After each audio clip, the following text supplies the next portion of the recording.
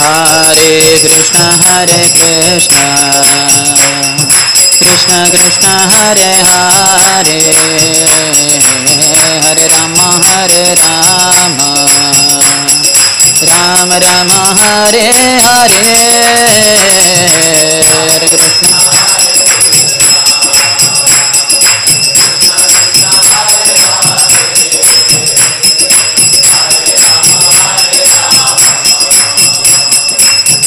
राम हरे हरे, हरे कृष्ण कृष्ण कृष्ण हरे हरे, हरे राम राम राम हरे हरे, हरे कृष्ण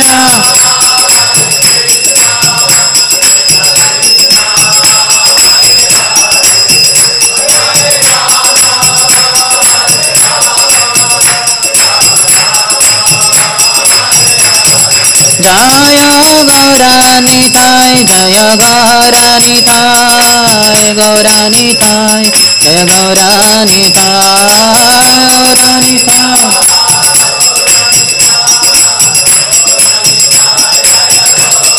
जय जय प्रभुपाद जय जय प्रभुपाद जय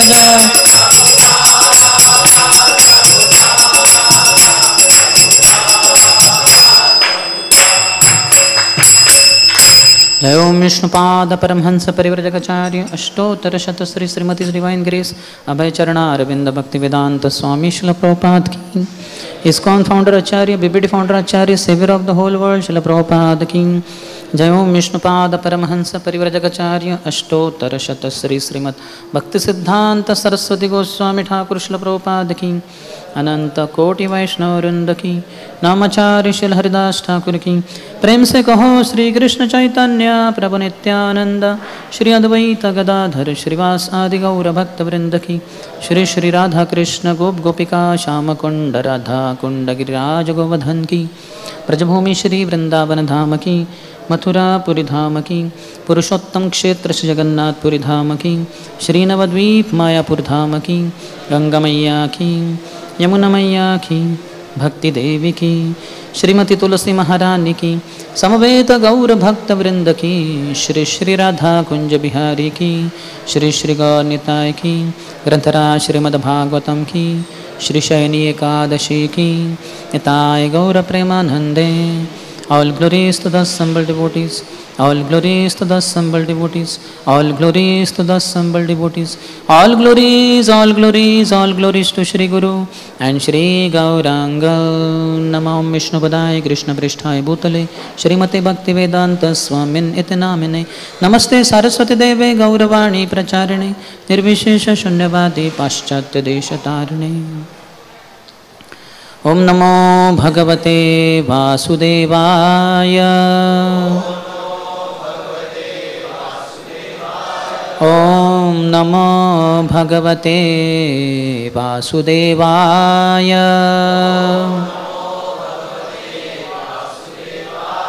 ओम नमो भगवते वासुदेवाय।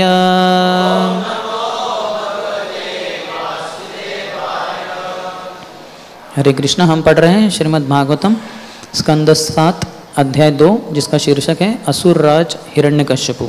श्लोक संख्या 28, 29, 30, 31। 28 का गान करते हम। उशी नरेषु अबुद्राजा सुयज्ञ इति विश्रुतः,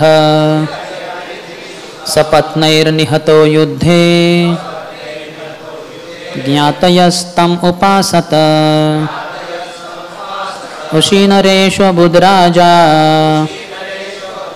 सुयज्ञ इति विश्रुतः, सपत्नैर्निहतो युद्धे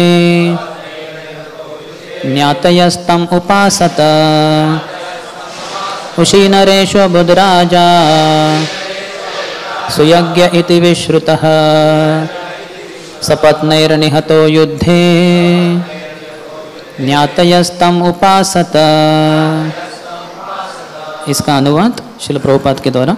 उशीनर नामक राज्य में सुयज्ञ नाम का एक विख्यात राजा था। जब यह राजा युद्ध में शत्रुओं द्वारा मार डाला गया तो उसके संबंधी मृत शरीर को घेर कर बैठ गए और उस मित्र की मृत्यु पर शोक प्रकट करने लगे। 29, 30, 31 मैं खुद ही गायन करता हूँ। विशीर्ण रत्न कवचम बिभ्रष्टाभरणस्त्रजम शरनिर्भिन्न हृदयम शयानम असुर्गाविलम प्रकीर्ण केशम ध्वस्ताक्षम रभसा दष्टदच्छदम रजः कुंठमुकाम्बोजम छिन्नायुध भुजम मृदे उशीनरेन्द्रम विधिना तथा कृतं पतिं महिष्यः प्रसमीक्ष दुःखितः हताः स्म नाथेति करेरुरो भृशं घ्नन्त्यो मुहुस्तत्पदयोरुपापतन्। इसका अनुवाद और तात्पर्य कृष्ण कृपा श्रीमूर्ति अभय चरणारविंद भक्तिवेदांत स्वामी श्रील प्रभुपाद के द्वारा। अनुवाद। वध किया हुआ राजा युद्धस्थल में गिरा पड़ा था। उसका सुनहला रत्नजड़ित कवच छिन्न भिन्न हो गया था। उसके आभूषण तथा वस्त्र अपने अपने स्थान से विलग हो चुके थे। उसके बाल बिखर गए थे और उसकी आंखें कांतिहीन हो चुकी थी। उसका सारा शरीर रक्त से सना था और उसका हृदय शत्रु के बाणों से बिंधा था। उसने मरते मरते समय अपना शौर्य दिखाना चाहा, अतएव उसके ओठ दांतों से भींच गए थे और दांत उस स्थिति में थे। उसका कमल सदृश सुंदर मुख अब काला पड़ गया था और युद्धभूमि की धूल से सना था। तलवार तथा अन्य हथियारों से युक्त उसकी भुजाएं कटकर टूट चुकी थी। जब उशीनर के राजा की रानियों ने अपने पति को इस स्थिति में पड़े देखा तो वे रोने लगी। हे नाथ, तुम्हारे मारे जाने से हम भी मारी जा चुकी है। इन शब्दों को टेर टेर कर वे अपनी छाती पीट पीट कर मृत राजा के चरणों पर गिर पड़ी। तात्पर्य। जैसा कि कहा गया है, रभसा दष्टदच्छदम। युद्ध के समय राजा क्रुद्ध था। उसने अपना पराक्रम दिखाने के लिए अपने ओठ काटे तो भी वह विधिना मारा गया। इससे सिद्ध होता है कि हम उच्चतर शक्तियों द्वारा नियंत्रित है। हमारी निजी शक्ति या प्रयास सदैव श्रेष्ठ नहीं रह पाता। हमें परमेश्वर द्वारा प्रदत्त स्थिति स्वीकार करनी चाहिए।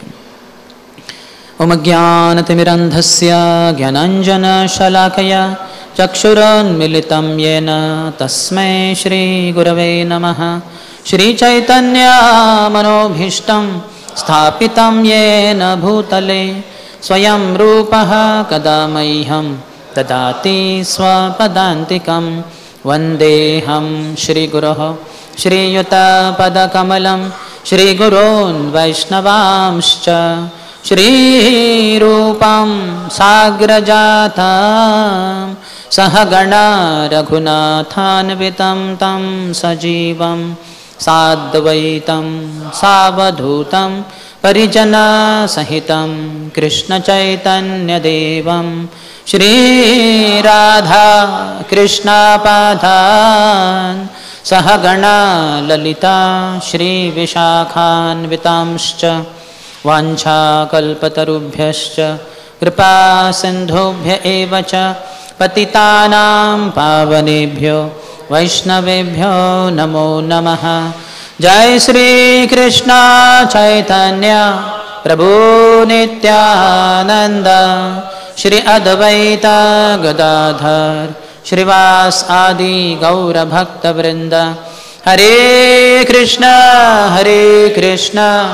कृष्ण कृष्ण हरे हरे, हरे राम राम राम हरे हरे।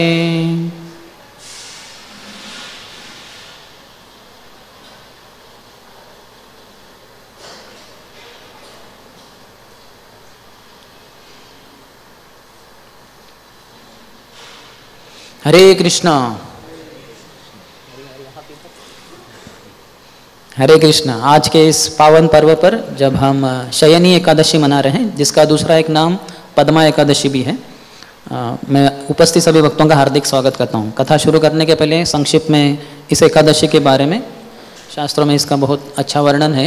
जब युधिष्ठिर महाराज कृष्ण को पूछते हैं कि इस एकादशी का क्या महत्व है, तो भगवान सभी वेदों के स्रोत है, कहते कि मैं यही प्रश्न नारद मुनि ने ब्रह्मा जी को पूछा था, तो बताता हूँ उन्होंने क्या उत्तर दिया। अभी भगवान को क्या पड़ी है ब्रह्मा की बताने की, खुद ही बता सकते हैं, लेकिन कितनी नम्र है भगवान, दिखाते हैं कैसे जब भी कुछ बोलते हैं हम तो शास्त्रों से ही होना चाहिए और पूर्ववर्ती अधिकारियों ने जो बोला है वही बोलना चाहिए। अर्थात ब्रह्मा जी के भी ऊपर भगवान है, हम देखेंगे उसके बारे में। लेकिन फिर बताते हैं कि कैसे पूर्व में एक राजा थे मानधाता, तो ये सूर्य वंश में प्रकट हुए थे और इनके राज्य में बहुत खुशहाली थी, बहुत पुण्यवान राजा थे, भक्त थे भगवान के महान। सूर्यवंश के सभी राजा भक्त ही होते हैं। तो लेकिन एक पापी व्यक्ति था जिसके पाप के कारण अकाल पड़ गया। 3 साल बीत गए, कुछ पानी नहीं। तो जनता आती है, मैं संक्षिप्त में बता रहा हूँ बहुत ही, तो आते हैं और रोते हैं कि राजा आप तो बहुत पुण्यवान हैं, बहुत अच्छे कार्य कर रहे हैं, हम सुखी थे, लेकिन ये अभी पानी के बिना जीवन नहीं जिया जा सकता। भगवान भी नारायण है, नर अयन, जो पानी में ही अपना निवास करते हैं, पानी में अपना घर बनाते हैं, और फिर हमें पानी के बिना कैसे हम जी सकते हैं। पानी के कारण ही अन्न उगता है, पानी के कारण ही शरीर को भी शक्ति मिलती है, जीवन भी कहते हैं पानी को, और पानी के कारण और बहुत कुछ लाभ होते हैं। फ्लोर बनता है, यानी जो क्या कहते हैं आटा, आटा तभी बन सकता है जब पानी है, नहीं तो खाली ड्राई ये है पिसवाया आपने, लेकिन उसमें पानी नहीं डालेंगे तो चपाती वगैरह नहीं बना सकते, उस सूखे को हम खा नहीं सकते, तो कृपया कुछ कीजिए। तो राजा कहते हैं कि ठीक है, मैंने तो अपना पूरा जो रिकॉर्ड देखा, मैंने तो कभी पाप किया नहीं, लेकिन जो भी कारण है चलो देखते हैं। तो फिर वो राजा घोड़े पर सवार होकर जंगल में जाते हैं, वहाँ ऋषि मुनियों के खोज में होते हैं। तो वहाँ एक जगह से बहुत ही दैदीप्यमान प्रकाश आते हैं, तो उनसे मिलते हैं। वो होते हैं अंगिरा मुनि, जो ब्रह्मा जी के पुत्र हैं और ब्रह्मा जी के समान ही तेजस्वी दिख रहे होते हैं। तो उनको नमस्कार करते हैं, उनको वो पूछते हैं इनका खुशहाली। तो बताते हैं कि हमारे राज्य में अकाल पड़ा है, तो क्या कारण पता नहीं। तो कहते हैं कि आपके राज्य में एक पापी क्षुद्र है जो तपस्या वगैरह कर रहा है, जो उनके लिए नहीं है, तो इसके कारण तो उसको मार डालो आप। तो राजा कहते हैं कि ऐसे कैसे हम मार डाल सकते, कुछ अन्य उपाय बताइए। तो कहते हैं कि फिर आपको ये जो शयनी एकादशी है, पद्मा एकादशी, इसका नाम पद्मा एकादशी है, तो इसको आपको करना चाहिए आपकी प्रजा के सहित, सभी के साथ। तो राजा कहते हैं ठीक है। तो कुछ कालांतर में ये एकादशी आती है जो ज्येष्ठ शुक्ल एकादशी है। तो यहाँ सभी राजा अभी जो मानदाता है सबको बताते हैं कि अभी हम सबको आज के दिन बहुत अच्छे से एकादशी करनी है, बिल्कुल कुछ नियम तोड़ना नहीं है। तो फिर वो करते हैं, और जैसे ही करते हैं तो तुरंत वर्षा होती है और खुशहाली छा जाती है। तो राजा और सभी प्रजा प्रसन्न हो जाते हैं। तो इसी के दिन चातुर्मास की शुरुआत में भगवान शयन करने जाते हैं, तो उसको शयनी एकादशी भी कहते हैं। और फिर 4 महीने के बाद जब उत्थान एकादशी होगी कार्तिक महीने में, तब भगवान उठते हैं। भगवान नारायण सभी देवताओं के साथ शयन करते हैं और बाद में 4 महीने के बाद उठते हैं। तो इसलिए इस दरमियान कुछ नया उपक्रम, नया कुछ यज्ञ वगैरह नहीं करना चाहिए, ऐसे शास्त्रों में बताएं, क्योंकि देवता वगैरह सब सोए रहते हैं। तो आप यज्ञ करेंगे तो आएंगे नहीं, ये हमारे लिए नहीं है, हमारा संकीर्तन यज्ञ है।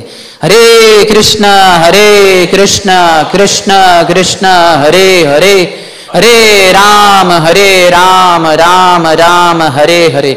हमारे संकीर्तन यज्ञ में कोई बाधा नहीं है, कभी भी कोई भी कहीं भी कर सकता है। रात में भी आप कर सकते हैं, बाकी लोग सोए हैं तो भी आप कर सकते हैं। देवता सोए, भगवान सोए हैं, तो भगवान हरि नाम के रूप में हमेशा प्रकट है। अर्थात बाजू वाले सो रहे तो उनको तकलीफ मत दीजिए, लेकिन हम कर सकते हैं संकीर्तन यज्ञ, तो बहुत ही विशेष है ये। और इसके अलावा जो पंढरपुर में आषाढ़ी एकादशी का महत्व ये है, ये एकादशी आषाढ़ की और कार्तिक एकादशी, इन 2 दिनों में जो भगवान विट्ठल है वो गोप वेश धारण करते हैं। हालांकि है तो द्वारकाधीश, पत्नी रुक्मिणी के साथ आए थे, ऑल द वे द्वारका से पत्नी को मनाने के लिए आए, वो दिंडीर वन जो वही है पंढरपुर में चंद्रभागा के किनारे। तो वहाँ आए और फिर उसके बाद पत्नी को मनाने के बाद वो पुंडलिक को मिलने गए और दर्शन दिए उनको, और फिर वहीं पे रह गए भगवान विग्रह के रूप में। तो ये जो भगवान है, जो द्वारकाधीश है, राजा है, लेकिन आज के दिन वो गोप वेश में रहते हैं। और वैसे ही कार्तिक एकादशी को भी आज के दिन जो उनके दर्शन करेंगे, आप यहाँ नहीं तो आप इंटरनेट पे कर सकते हैं उनके दर्शन, और तो उनको बहुत लाभ होगा, भगवान की कृपा प्राप्त होगी, जन्म मृत्यु के चक्कर से व्यक्ति मुक्त हो जाएगा। आज की एकादशी का कठोरता से पालन करेगा तो, और आज की एकादशी का अगर कोई अन्न खाएगा तो वो नरक में जाएगा। वैसे भी हर किसी एकादशी को अन्न नहीं खाना चाहिए, क्योंकि संसार का समस्त पाप है वो एकादशी के दिन वो अनाज में रहता है, तो अनाज को टालना होता है। तो फिर निर्जल कर सकते हैं, नहीं जमा निर्जल तो सजल कर सकते हैं, जल ले सकते हैं, नहीं जमा तो सफल कर सकते हैं, फल ले सकते हैं, नहीं तो फिर अपना सब कुछ तो है ही, दूध है, दही है, खजूर है, सब कुछ है, अर्थात अन्न नहीं खाना है, ग्रेन्स एंड बीन्स वो नहीं लेना है। तो वो मराठी में कहते हैं एकादशी अनदुप्पट खाशी, एकादशी के दिन दुगना खाते हैं लोग, क्योंकि सोचते हैं कि ग्रेन्स नहीं, शक्ति नहीं मिलेगी, अन्नाद भवन्ति भूतानि, अर्थात उतना भी भोग वृत्ति नहीं होना चाहिए, थोड़ा तपस्या करना चाहिए। तो आज का एकादशी सभी के लिए मुबारक हो, सबको उसकी शुभेच्छा, सब अच्छे से करें, अधिक से अधिक हरि नाम ले, हरे कृष्ण कृष्ण कृष्ण हरे हरे, हरे राम राम राम हरे हरे। आपके पास समय है तो आप कम से कम 64 माला कर सकते हैं, जम सकता है तो 108 128 कर सकते हैं, 192 भी कर सकते हैं, नहीं तो फिर कम से कम 32 कीजिए, या फिर 16 तो करना ही है वैसे भी, 25 कीजिए, जितना जमता है अधिक अधिक उतना कीजिए। तो यहाँ जो कथा चल रही है श्रीमद् भागवतम के 7वें स्कंद के दूसरे अध्याय के अंतर्गत, यहाँ हिरण्यकश्यपु के छोटे भाई हिरण्याक्ष जो बहुत ही बलवान थे, हालांकि छोटे भाई थे लेकिन हिरण्यकश्यपु से ज़्यादा बलवान हिरण्याक्ष था। हिरण्यकश्यपु की शक्ति, उसने जो ब्रह्मा जी को वरदान प्राप्त किए कि उसकी मृत्यु न तो घर के बाहर, न अंदर, न आसमान में, न तो जमीन पे, न किसी मानव के द्वारा, पशु के द्वारा इत्यादि, उसके कारण वो शक्तिशाली था, वो वर के कारण। लेकिन शारीरिक शक्ति हिरण्याक्ष की अधिक थी, और उसने जाके भगवान हिरण्याक्ष को ललकारा था। बड़ी लंबी कथा है लेकिन संक्षिप्त में, तो फिर उनके साथ लड़ाई में वो मारे गए। तो ये देखकर हिरण्यकश्यप बड़ा क्रोधित हुआ। देखिए, अगर हमारे किसी पास के बहुत ही करीब के रिश्तेदार का मृत्यु होता है तो हम क्या करेंगे?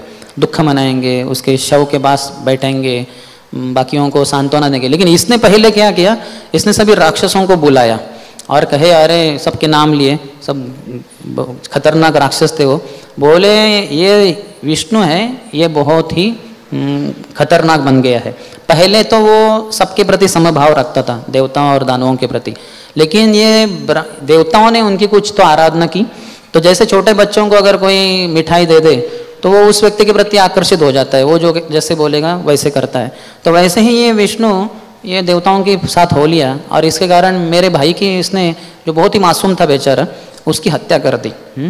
तो अभी हमें बदला लेना है, ये भगवान विष्णु को मैं खुद मारूंगा, लेकिन तब तक ये विष्णु को आश्रय देने वाले ब्राह्मण हैं, गैये हैं, उनके द्वारा यज्ञ होते हैं, देवता हैं, उनको जाके आप बहुत तकलीफ दो, आप जाओ पृथ्वी के ऊपर। और वो आते हैं, सब तहस नहस करते हैं। और ये हिरण्यकश्यप भी उस समय हिरण्याक्ष के शव के पास आता है, तो वहाँ अंतिम संस्कार करने के लिए वहाँ रखा होता है शरीर। तो वहाँ उसकी माँ है दीति, हिरण्याक्ष और हिरण्यकश्यप की, और हिरण्याक्ष की पत्नी है ऋषाभानु, तो वो है, और उनके बच्चे हैं हिरण्याक्ष के। वो सब रो रहे हैं कि हमारा पुत्र या हमारे पति या हमारे पिताजी चले गए।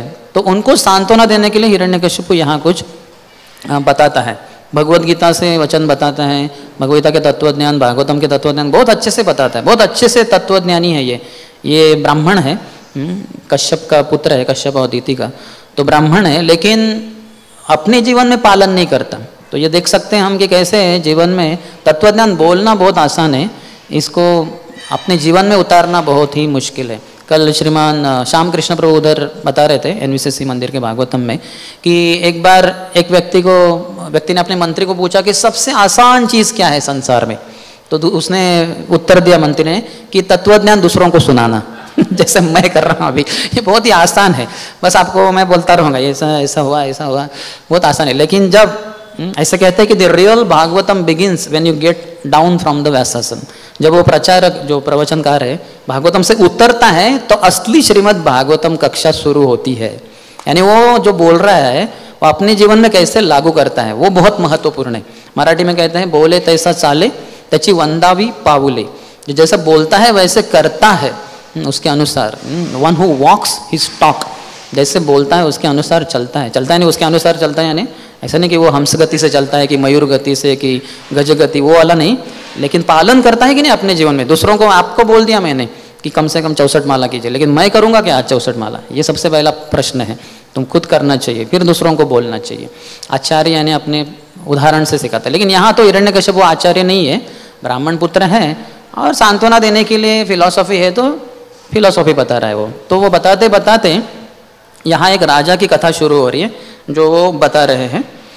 28 से 36 में ये राजा की कथा आती है। सुयज्ञ नाम का राजा, जहाँ शुरुआत हमने देखी है इसकी, जो 28 से शुरुआत है। उशी नरेशु अबुद राजा, अबुद यानी हो गया, पूर्व में एक राजा हो गया जिसका राज्य था उशीनर। सुयज्ञ इति विश्रुतः, बहुत ही प्रसिद्ध था सुयज्ञ नाम से, उसका नाम सुयज्ञ था। सपत्नेर निहतो युद्धे, वो मारा गया अपने युद्ध में अपने शत्रु के द्वारा।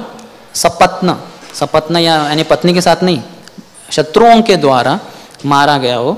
युद्धे ज्ञातयस्तम उपासतः, तो उसके मित्र परिवार वाले आ गए रोने के लिए, यानी स्वाभाविक रूप से उनको विरह हो रहे हैं। फिर बाद में बहुत सुंदर वर्णन है कैसे उसका शरीर था, जो हम पढ़े अनुवाद के अंतर्गत प्रभुपाद ने बताया। तो उसका शरीर देख सकते हैं हम कि कितना सुंदर था। वो राजा था, राजा अपने पुण्य कर्मों से राजा बनता है, ऐसा ही कोई राजा नहीं बन पाता। पूर्व जन्म में बहुत पुण्य होते हैं तो जीवन, भगवान भी कहते हैं जो अच्छे से भक्ति करेंगे उनका भी जन्म आगे के जीवन में एक तो कम से कम क्षत्रिय कुल में या वैश्य कुल में होगा। ये श्रीमंत परिवार है, बहुत अमीर परिवार है, या बहुत ही अधिक भक्ति है तो ब्राह्मण परिवार में होगा। शुचिनाम श्रीमताम गेहे योगो भ्रष्ट अभिजायते, जिसका योग भ्रष्ट हो गया, जो भी योग कर रहा था वो, उसमें बेचारे की मृत्यु हो गई, परिपूर्णता प्राप्त नहीं हुई। अगले जन्म में कम से कम एक तो राजा का पुत्र बनेगा या फिर वैश्य का पुत्र बनेगा, दोनों सधन है, बहुत धन है इनके पास, और नहीं तो अधिक भक्ति की है तो फिर ब्राह्मण परिवार में शुचि नाम, जो शुचि है यानी बहुत ही पवित्र, जो टॉयलेट को जाएंगे तो स्नान करेंगे, सब नियमों का अच्छे से पालन करते हैं। बचपन से ही वो शालिग्राम शिला की पूजा होती है घर में, तो जब सब कुछ है घर में, वो प्रसादी है, तो ऐसे घर में परिवार में जन्म होगा। और बहुत ही अधिक भक्ति की है, जैसे समझिए 90-95% वगैरह की है, तो वैष्णव परिवार में जन्म होगा, जहाँ बचपन से ही हरि भक्ति उसको सिखाई जाएगी माता पिता के द्वारा। तो इस तरह से राजा ये थे सुयज्ञ, बहुत ही सुंदर थे, इतने आभूषण थे उनके पास। शरीर सुंदर होने के बावजूद भी जब ये मारे गए तो इनका शरीर कांतिहीन बन गया, जैसे यहाँ वर्णन है। उनका हाथ काटे गए थे उनके मृत्यु के पूर्व, फिर भी वो लड़ाई कर रहे थे। फिर अंततः दांतों के तले अपने ओठ को दबाकर जब उन्होंने हमला किया, लेकिन उसी समय वो मारे गए अपने शत्रु के द्वारा। बहुत वीर थे ये, देखिए हाथ टूटने के बाद भी वो लड़ाई कर रहे, लेकिन फिर भी वो मारे गए। तो इसी कारण यहाँ जो शब्द आया है उशी नरेंद्रम विधिना तथा कृतम, विधिना शब्द आया है। तो ये एक शब्द को पकड़ के हमारे आचार्य और प्रभुपाद ने भी तत्पर्य लिखा हुआ है, नहीं तो बाकी जो उसके शरीर का वर्णन वगैरह उसके ऊपर ज़्यादा ये नहीं है। एक शरीर दष्ट कहाँ है कि रबसा दष्ट दच्छदम, अपने बहुत क्रोध से उसने अपने दांतों के तले अपने ओठ को दबा दिया था। उसका ज़्यादा वर्णन नहीं, लेकिन विधिना शब्द के ऊपर है, तो हम विधिना शब्द के ऊपर ही आज का प्रवचन करेंगे। तो ये जो विधिना शब्द है ये विधि से आता है। विधि यानी ब्रह्मा, विधाता। तो विधाता के द्वारा हम बोलते हैं ना, काफ़ी बार लोग, आप सोचो, आप सुनेंगे लोग बोलते हैं कि नहीं विधाता ने जो भी लिखा है वैसा ही होगा। तो ये ब्रह्मा जी हैं, लेकिन इसके ऊपर दैव है यानी भगवान स्वयं है। तो दो प्रकार के लोग होते हैं, यहाँ जो बताया गया है दो कंसेप्ट है, एक है दैव और दूसरा है पुरुषार्थ।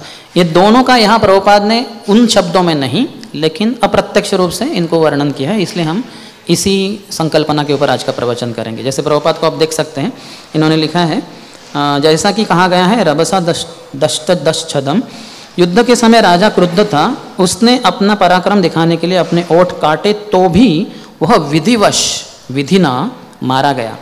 इससे सिद्ध होता है कि हम उच्चतर शक्तियों द्वारा नियंत्रित है। हमारी निजी शक्ति या प्रयास सदैव श्रेष्ठ नहीं रह पाता। तो हमारे शक्ति के ऊपर किसी और की भी शक्ति है और वो शक्ति अधिक है और वो शक्ति कार्यान्वित है, रहती है हमेशा। और हम कितना भी एक सोचकर चलते रहे, लेकिन वो शक्ति जो हमसे भी अधिक शक्तिशाली है वो अब अंततः कार्यान्वित होकर हमारे प्रयासों को विफल बना सकती है, या फिर हमारे शरीर को हमें छोड़ना पड़ सकता है, जैसे यहाँ सुयज्ञ राजा को छोड़ना पड़ा। तो उसको दैव कहते हैं। तो एक तो है पुरुषार्थ और दूसरा है दैव। पुरुषार्थ यानी पुरुष अर्थ, वैसे तो शास्त्रों में धर्म अर्थ काम मोक्ष लिखा है, लेकिन ये भी करना पड़ता है, धार्मिक बनना पड़ता है, जाओ इधर यज्ञ करो, दान दो, तपस्या करो, इत्यादि इत्यादि बहुत कुछ चीज़ें हैं। धार्मिक यानी बहुत कुछ चीज़ें आती है इसमें। आज के लोगों को पता ही नहीं धार्मिक क्या होता है, तो मांस खाते हैं, जुआ खेलते हैं, नशा करते हैं, व्यभिचार करते हैं और कहते हैं कि हम धार्मिक हैं क्योंकि हम जाते हैं मंदिर, टीला लगाएंगे और कहते हैं हम धार्मिक हैं। तो इसको धार्मिक नहीं कहते हैं। जो भी मांस खाएगा, एक चार में से एक भी करेगा, मांस खाएगा या नशा करेगा, व्यभिचार करेगा या जुआ खेलेगा, तो चार में से एक भी करेगा तुरंत तो अधार्मिक बन जाता है। क्योंकि धर्म एक चार खंभों के ऊपर खड़ा रहता है और चार खंभे तोड़े जाते हैं इन चार चीज़ों के द्वारा, मांसाहार, जुआ, नशा और व्यभिचार। तो जो भी ये चार में से एक करेगा तुरंत अधार्मिक बन जाता है। लेकिन जो धर्म करना है उसमें भी कार्य करने पड़ते हैं, फिर अर्थ प्राप्त होता है, आर्थिक सहाय प्राप्त होता है, बहुत सुख संपत्ति आता है। और उसके बाद फिर व्यक्ति काम भोग कर सकता है, जो जैसे मौज कर सकता है, और फिर उसके बाद वो मोक्ष के लिए कामना करेगा। तो इसके लिए भी प्रयत्नशील होना पड़ता है। तो ये पुरुषार्थ है। आज के दुनिया में लोग पुरुषार्थ का अलग मतलब है, लेकिन पहले हम दैव के बारे में देखेंगे। तो दैव यानी जो विधि लिखित है, जो हमारे पूर्व जन्म के जो कर्म इत्यादि हैं, हम सबके बहुत जन्म हो चुके हैं, सैकड़ों हजारों जन्म हो चुके हैं, करोड़ों जन्म हो चुके हैं। अभी हम आए हैं इस संसार में, मानव शरीर में, पुणे में रह रहे या जहाँ भी। तो भगवान जैसे अर्जुन को बताते हैं कि बहुनी में व्यतीतानि जन्मानि तव च अर्जुन तानहम वेद सर्वाणि नत्वम वेत्त परंतप। हे अर्जुन, तुमने और मैंने बहुत जन्म बिताए हैं, मैं उन सभी जन्मों को जानता हूँ, मुझे याद है, तुम्हें नहीं, क्योंकि अर्जुन ने शरीर बदले, हर बार नया जन्म लिया तो शरीर बदला उन्होंने। लेकिन भगवान का सच्चिदानंद शरीर है जो भौतिक नहीं है, पंच महाभूत से नहीं बना है, इसलिए वो कभी बदलता नहीं, वो हमेशा समान वही रहता है। भगवान का कभी जन्म नहीं होता, कभी मृत्यु नहीं होता। तो ऐसे जो भगवान है, तो ये जो दैव, तो दैव के अनुसार हमारे जीवन में जो लिखा है वो चीज़ें हमें प्राप्त होगी। तो मराठी में कहते हैं देरे हरि पलंगावरी। जो आलसी लोग होते हैं वो कहते हैं कि मैं पलंग के ऊपर बैठा रहूँगा, अपने बिछाने के ऊपर, और है हरि भगवान, तो आप मुझे सब कुछ पलंग के ऊपर ही, अपने बिछाने के ऊपर ही सब कुछ दे दीजिए, मैं कुछ भी नहीं करूँगा। नहीं, आलसी लोग रहते हैं। तो ऐसे दुनिया में बहुत सारे आलसी लोग भी होते हैं। कलयुग है तो रजोगुण और तमोगुण का अधिक प्रभाव होने के कारण जो तमोगुण से प्रभावित हैं वो आलसी लोग रहते हैं, तो वो काम नहीं करना चाहते। जैसे बताते हैं हमारे शास्त्र में कि दो आलसी लोग थे, तो इतने आलसी थे वो, राज्य में सबसे अधिक आलसी थे। तो राजा ने एक बार जब अपने मंत्री से पूछा कि हमारे राज्य में कुछ आलसी लोग हैं, बोले महाराज बहुत हैं। बोले बहुत हैं? बोले हाँ। तो बोले कैसे, कौन है सबसे आलसी, कौन है? बोले मैं आपको बताता हूँ, लेकिन आपको इसके लिए सबको फीस्ट देना होगा, वो सबको अच्छे से खाने के लिए देना होगा। बोले ठीक है। तो उन्होंने अनाउंसमेंट कर दिया कि राज्य में सभी को फ्री में खाने को मिलेगा। तो आलसी लोग तो बस खाने के लिए तैयार होते हैं। खाइला काळ आणि भुईला भार, ऐसे भी कहते हैं मराठी में। बस खाते रहो और अपना वजन बढ़ाते रहो, और भूमि के ऊपर अपना वजन बढ़ाते रहो, भूमि के ऊपर भार बनते रहो। तो वो तुरंत आ गए सब आलसी लोग। तो इतने सारे देखकर राजा को आश्चर्य हुआ, बोले माय गॉड, इतने, मुझे पता ही नहीं था इतने आलसी लोग हैं। तो बोले महाराज अभी थोड़ा और राह देखिए, अभी इनमें से सबसे अधिक आलसी कौन है वो भी हम आपको सिद्ध करेंगे। तो उन्होंने खाने के बाद बाजू में एक पंडाल रखा था, तो उसमें सोने की व्यवस्था थी। तो सभी आलसी लोग सोने के लिए चले गए। थोड़े समय के बाद जब वो सब सो गए तो उस पंडाल को आग लगा दी गई। वो कपड़े का था तो तुरंत आग लग गई उसको। तो जैसे आग लग गई तो एक एक करके ये आलसी, जितना जो कम आलसी था वो उतना जल्दी उठकर भाग गया हो। तो थोड़ा ज़्यादा आलसी तो उठते गए, सभी उठ के चले गए अंततः। लेकिन दो लोग सोए रहे, और फिर जो एक था उसको आग पास में आने लग गई तो उसका पीठ जलने लग गया। तो उसने बाजू वाले को बोला कि बीबी, बैक बर्निंग इंग्लिश में, कि मेरा पीठ जल रहा है। तो दूसरे ने कहा MA, मूव असाइड, अगर पीठ जल रही है थोड़ा पलटी मार लो। और फिर और ऐसे कहते हैं कि अंततः तो वो जल के खाक हो गए, लेकिन उठ के चले नहीं गए। तो इतने आलसी थे वो। तो ऐसे आलसी लोग भी हैं कलयुग में हैं। और हमारे अंदर भी थोड़ा जितना तमोगुण है उतना आलस्य हमारे अंदर भी होता है। इसके 3 प्रमुख लक्षण हैं, निद्रा, आलस्य, प्रमाद। बहुत अधिक सोना, 6 घंटा सोना काफ़ी है। बहुत शारीरिक शक्ति कार्यान्वित हो रही है, शारीरिक कार्य कर रहे हैं तो 6.5 घंटा वगैरह ठीक है। प्रभुपाद ने कहा कि जो पुस्तक वितरण करते हैं ऐसे भक्त 6.5-7 घंटा सो सकते हैं, वो थोड़ा अधिक प्रसाद भी ले सकते हैं। लेकिन अन्यथा अगर बैठे बैठे काम कर रहे हैं तो ज़्यादा सोना नहीं चाहिए, 6 घंटा काफ़ी है। और दिन में सोना नहीं चाहिए। आयुर्वेद के अनुसार day time sleep is useless, क्योंकि हमारा जो बॉस है हेल्थ गॉड, यानी स्वास्थ्य के देवता, वो सूर्य है। तो अभी सूर्य देव ऑफिस में आ गए, इस संसार के ऑफिस में वो आ गए, जो भी सुबह आए होंगे 6:30-7 बजे सूर्योदय हो गया। तो अभी ऑफिस में बॉस है, तो हम लोग कैसे सो सकते हैं? हम जो एम्प्लॉयज़ हैं, हम जो मजदूर हैं, हम नहीं सो सकते। सोएंगे तो बॉस क्या बोलेगा, अरे तू, मैं काम कर रहा हूँ और तुम सो रहे हो, फिर वो शाप दे देंगे, फिर हम बीमार पड़ जाएंगे। इसलिए दिन में बिल्कुल सोना नहीं चाहिए, और रात में जो नींद है वो कवर करना चाहिए, 6 घंटा काफ़ी है। लेकिन ऐसे लोग भी हैं जो सोते ही रहते हैं, निद्रा, आलस्य, बहुत आलसी रहते हो।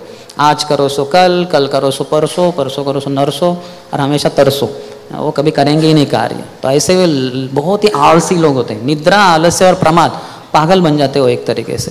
तो ऐसे बहुत सारे इस संसार में है लोग।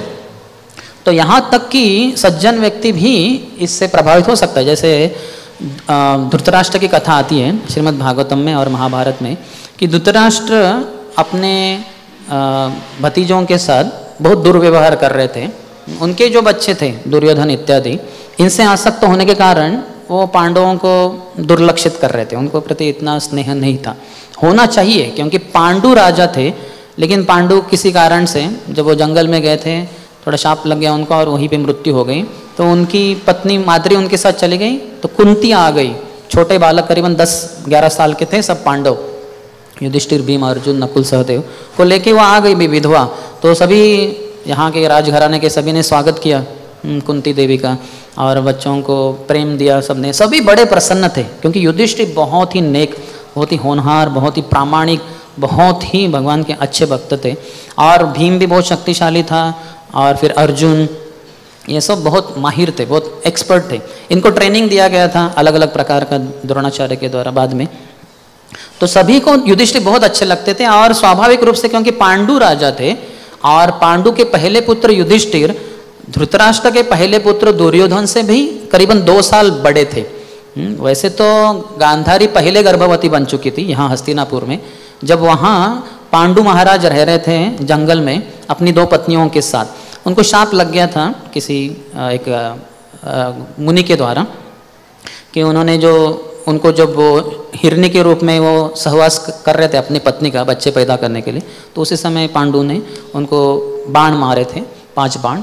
तो उसके द्वारा उनकी मृत्यु हो गया, और उन्होंने फिर उनको शाप दिया, अरे मैं बच्चे संतति उत्पत्ति के लिए प्रामाणिक रूप से अपने पत्नी के साथ शरीर गमन कर रहा था, उसमें तुमने ऐसे कैसे किया? तुम्हें शास्त्र पता नहीं है, तो मैं तुम्हें शाप देता हूँ कि तुम जब अपने पत्नी के साथ शारीरिक संबंध रखने का प्रयास करोगे, तत्क्षण तुम्हारी मृत्यु हो जाएगी। तो इसलिए पांडु ने पूरा ठान लिया था कि मैं ब्रह्मचारी व्रत का पालन करूँगा, और वो किया था। 12 साल उन्होंने ब्रह्मचारी व्रत का पालन किया। लेकिन ऐसा हुआ कि उस समय ये उनको बड़ी चिंता लगी कि ऐसा है कि हमारे पुत्र नहीं है। तो उन्होंने ऋषियों से पूछा कि ऐसी स्थिति में आप में से कोई एक मेरी पत्नी जो है उनको गर्भवती बना सकते हैं, ये शास्त्रों में अलाउड है। देवरेण सुतोत्पत्तिम, देवर के द्वारा इत्यादि। तो फिर उन्होंने कहा नहीं, आप चिंता मत कीजिए, आपको देवताओं के द्वारा पुत्र प्राप्त होंगे। तो उनको पता था, वो त्रिकालज्ञ थे। तो जब अपनी ये चिंता पांडु महाराज ने कुंती को बताई कि तुम ऐसे ऋषियों, किसी एक ऋषि के साथ शारीरिक संग करके मुझे पुत्र प्रदान करो, वो बोले नहीं, मैं ये सोच भी नहीं सकती किसी अन्य पुरुष के साथ। तो फिर उस समय अपने पति की चिंता देखकर वो बताती है उनको कि पूर्व में जब मैं करीबन 12-13 साल की थी, मैंने दुर्वासा मुनि की सेवा की थी, उनके द्वारा एक आशीर्वाद प्राप्त हुआ, जिसके द्वारा मैं किसी भी देवता का आवाहन करके उनसे जो चाहिए वो प्राप्त कर सकती हूँ। तो बोले बहुत ही अच्छा है, तो तुम देवताओं का आह्वान करके हमें पुत्र चाहिए। तो सबसे पहले कौन से बुलाने? फिर उन्होंने बहुत सोच समझ कर सोचे कि बोले कि धर्मराज को बुलाओ, हमारा पहला ज्येष्ठ पुत्र ऐसा हो जो धर्म के अनुसार चले, उसको देखकर ही लोग धर्म क्या है समझे। तो फिर धर्मराज के द्वारा उनको युधिष्ठिर प्राप्त हुए। और फिर नेक्स्ट शक्तिशाली पुत्र भी बहुत ज़्यादा ज़रूरी है, क्योंकि धर्म के अनुसार चलने वाला ठीक है, लेकिन शक्ति भी बहुत महत्वपूर्ण है। तो वायुदेव को आवाहन करो, और भीम की प्राप्त हुई। तो वहाँ जब गांधारी को पता चला, वो गर्भवती तो थी लेकिन काफ़ी समय बीत चुका और उसका पुत्र नहीं हो रहा था, और जब उसको पता चला कि वहाँ कुंती के 2 पुत्र हो चुके, युधिष्ठिर और भीम, तो बहुत क्रोधित होकर उसने अपने गर्भ के ऊपर जोर से प्रहार किया। तो उसका एक ऐसा लंप बाहर निकला, मांस का गोला, और फिर बड़ी दुखी हुई, व्यासदेव को बुलाया गया। फिर व्यासदेव ने कहा चिंता मत करो, उसके 100 टुकड़े किए और मटके में घी भरकर उसमें डाले गए। और फिर कुछ 2 साल के बाद उसको बोला कि खोल सकते हैं। फिर पहला जो खोला उसमें से दुर्योधन निकला, फिर बाद में दुशासन इत्यादि निकले। तो इस तरह से बाद में पांडु की तो मृत्यु हो गई। 12 साल के बाद उनका ब्रह्मचर्य व्रत, वो आकर्षित हो गए माद्री के प्रति, उस समय उनकी तत्क्षण मृत्यु हो गई। तो कुंती वापस आ गई। तो ऐसी स्थिति में बहुत ही अत्याचार किए जा रहे थे। दुर्योधन के प्रति बहुत स्नेह था, धृतराष्ट्र का बहुत आसक्त थे। तो इसी कारण फिर भगवान कृष्ण ने यहाँ कंस का वध किया मथुरा में, और तुरंत अक्रूर जी को भेजा। बोले जाइए आप जाके हस्तिनापुर में देखिए क्या हालचाल है। मेरी बुआ जो है, क्योंकि वसुदेव की बहन थी कुंती का जन्म हुआ था मथुरा में, वसुदेव की बहन थी वो, लेकिन विवाह हुआ था हस्तिनापुर में पांडु के साथ। तो मेरी जो बुआ है कुंती, और उसके वो जो विधवा है, और उसके जो अनाथ पुत्र हैं मेरे 5 भाई पांडव, उनकी क्या स्थिति है, उनके साथ कैसे व्यवहार किया अन्यों के द्वारा, थोड़ा देख के आइए। तो अक्रूर जी आते हैं और फिर पहले तो कुंती देवी से मिलते हैं। कुंती रोने लगती है कि मैं भगवान कृष्ण का हमेशा स्मरण करती हूँ, कब आएंगे वो मेरे पुत्रों को मुझे याद करते हैं क्या। तो उनको सांत्वना देते हैं अक्रूर जी और विदुर जी। फिर बाद में पूछते हैं कि पांडवों के साथ कैसे व्यवहार हो रहा है। तो कुंती बोल देती है कि उनके साथ बहुत दुर्व्यवहार हो रहा है, उनसे जलते हैं ये दुर्योधन, दुशासन और सभी कौरव इत्यादि। फिर बहुत लंबी कथा है, लेकिन अंततः फिर अक्रूर जी जाते हैं धृतराष्ट्र के सामने और कहते हैं कि राजन, ये आपके लिए उचित नहीं है। आपने पता किया होगा कि सभी जनता है ये युधिष्ठिर से अधिक प्रेम करती है।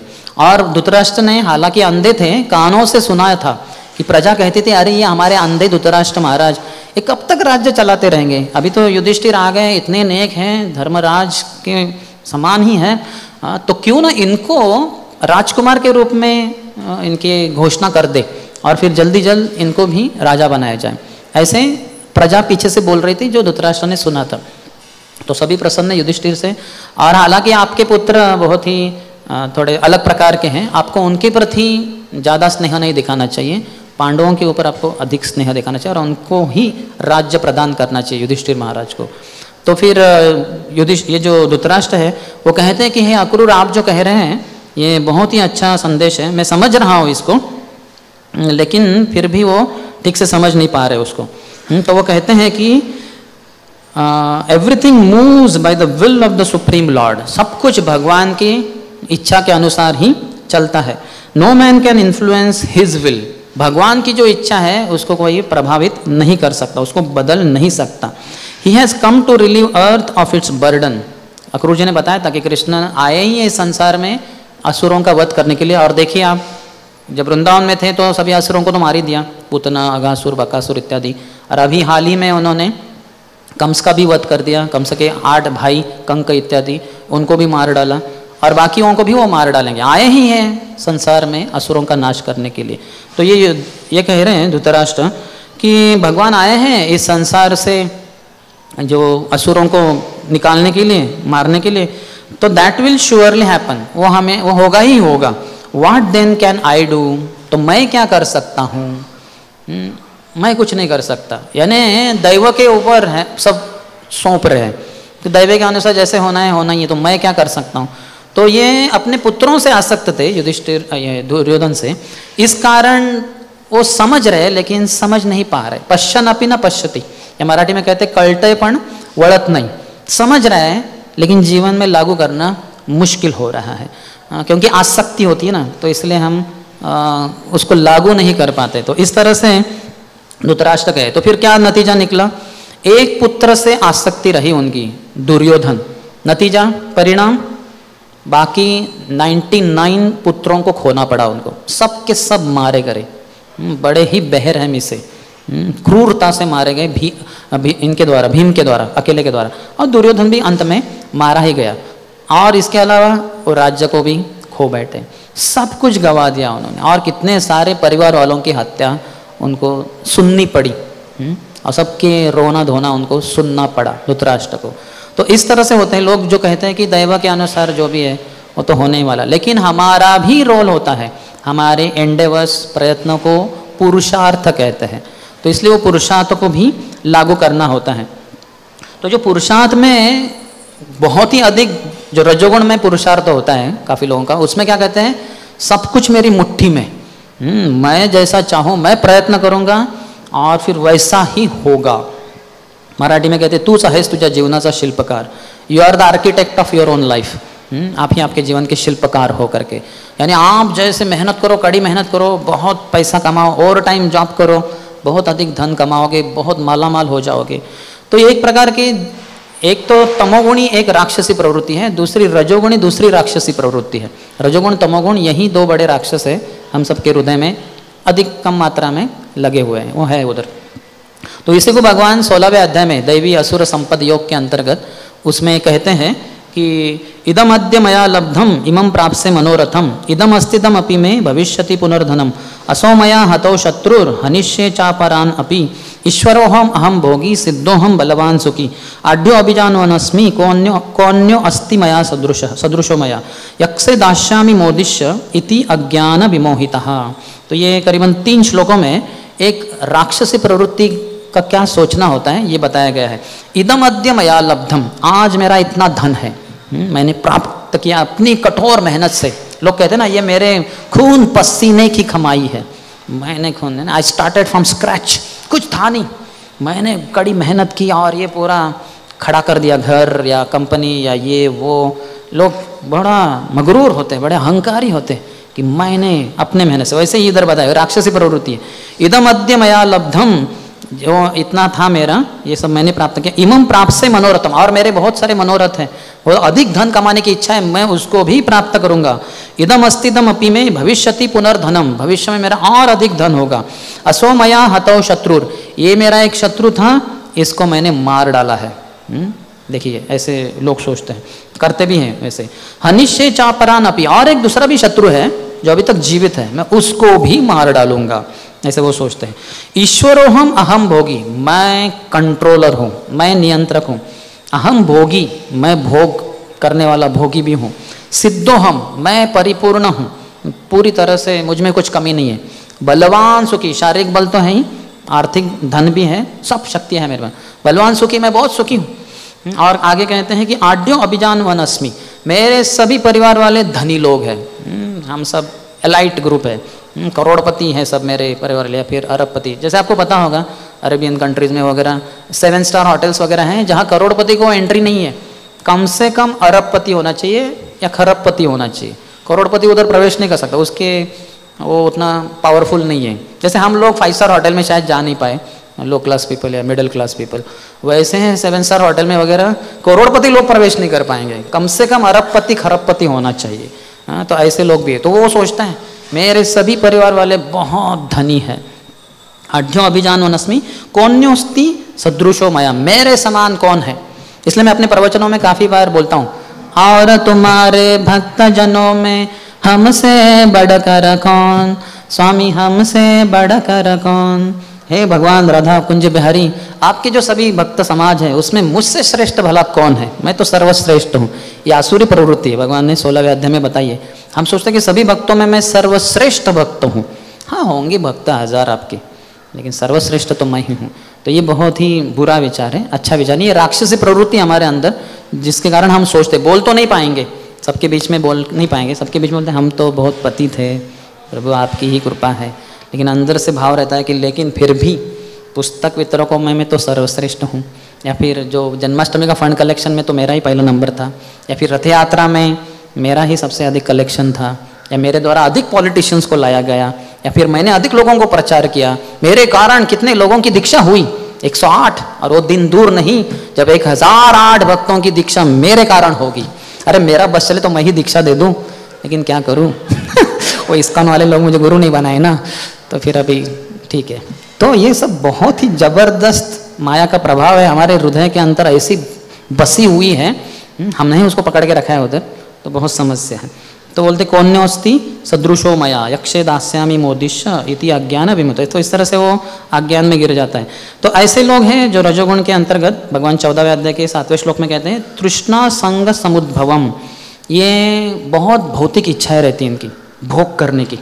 इसके लिए पैसा चाहिए होता है तो पैसे के लिए पागल हो जाता है, रुपया, दिनार, डॉलर्स, सेंट, येन, जो भी करेंसी है, तो उसके लिए जाएंगे पूरे संसार में, धन इकट्ठा करेंगे, और उनको लगता है कि सब कुछ मेरे ही वशीभूत है। और संग, पुरुष का स्त्री के प्रति आकर्षण, स्त्री का पुरुष के प्रति आकर्षण, इस तरह से ये लोग चलते हैं। तो यहाँ जो सुयज्ञ है ये पुरुषार्थ को बहुत ही अधिक बड़ी मात्रा में प्रदर्शन कर रहे थे। सोच कर कि सब कुछ मेरे मुट्ठी में ही है, अरे मैं लड़ूंगा, इतना शक्तिशाली हूँ, मैंने सबको हरा दिया है, मेरे सामने कोई टिक नहीं पाया, तो ये क्या राजा है, क्या समझता है अपने आप को। तो ये सोचकर वो बड़े शूरवीरता से थे शूरवीर वो, उसमें कोई शंका नहीं है। लेकिन जब उन्होंने तलवार लेकर जो भी मारने गए हो तो उनके हाथ पाँव वगैरह सब काटे गए हो, मार दिए गए, टुकड़े टुकड़े कर दिए गए उनके शरीर के एक तरीके से, और अंततः तो मृत्यु को प्राप्त हुए। इसलिए वो विधिना शब्द आया है कि दैव, ये जो घटक फैक्टर है उसको वो देख नहीं पाए थे, वो सिर्फ पुरुषार्थ के बलबूते पे लड़ने गए। लेकिन दैव के अनुसार क्या होने वाला है उनको पता तक नहीं था। अगर पहले पता होता तो शायद जाते ही नहीं थे, या फिर भी जाते थे अहंकार के कारण, फिर तो मारे जाने ही वाले थे वो। तो इसलिए भगवान कपिल देव अपनी शिक्षाओं में माता देवोती को कहते हैं, कर्मणा दैव नेत्रेण जंतुर्देहोपपत्तये स्त्रियो प्रविष्ट उदरम पुंसा रेतकणाश्रयः। पूरे जीवात्मा का प्रवास कैसे होता है इस संसार में बताया गया है, हमारे अनेक जन्म जन्म कैसे बीतते हैं बताते हैं वो। लेकिन ये जो श्लोक है तो इसमें वो बता रहे हैं कर्मणा दैव नेत्रेण, जो हमने पूर्व जन्म में कर्म किए थे, पूर्व अनेक जन्मों में, तो जो संचित कर्म है हमारा, उसमें से कुछ प्रारब्ध कर्म बन जाता है।